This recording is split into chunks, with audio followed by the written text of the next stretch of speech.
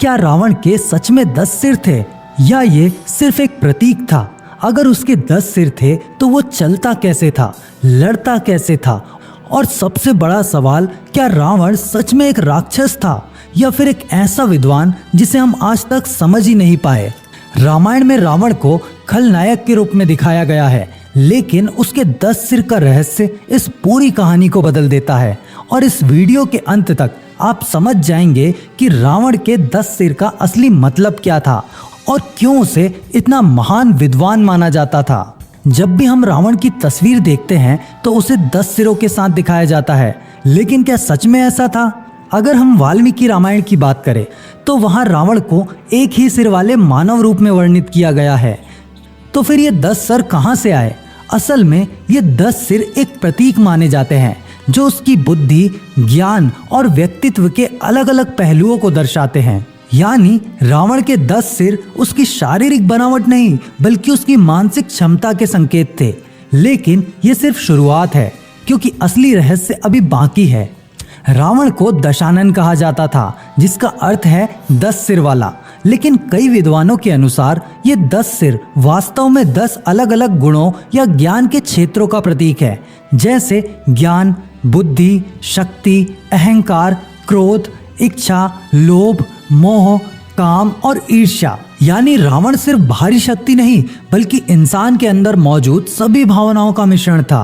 वो वेदों का ज्ञाता था, ज्योतिष, आयुर्वेद, संगीत, हर क्षेत्र में पारंगत। लेकिन उसके अंदर मौजूद कुछ नकारात्मक गुण उसके पतन का कारण बने। यानी रावण हमें ये सिखाता है कि ज्ञान होना ही काफी नहीं है, उसे सही दिशा में उपयोग करना भी जरूरी है।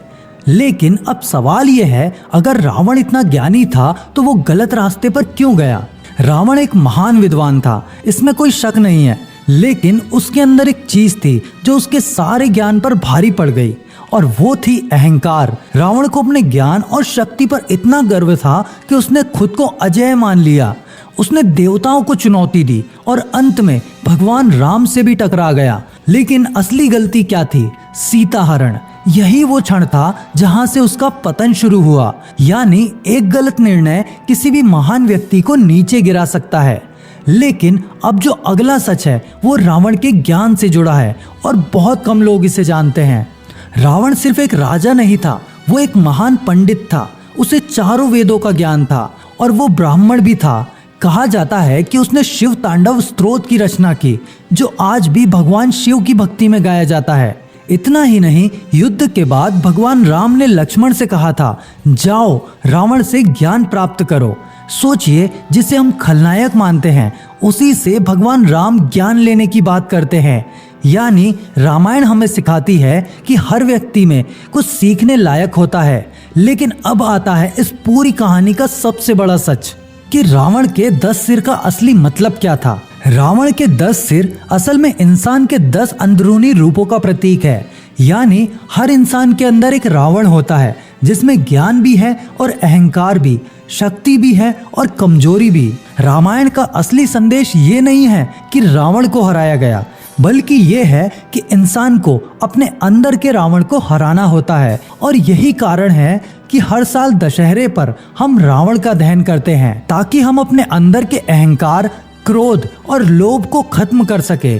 तो अब आप समझ गए होंगे कि रावण के 10 सिर का असली मतलब क्या था। ये सिर्फ एक कहानी नहीं बल्कि एक गहरा संदेश है। आपके हिसाब से रावण का सबसे बड़ा दोष क्या था?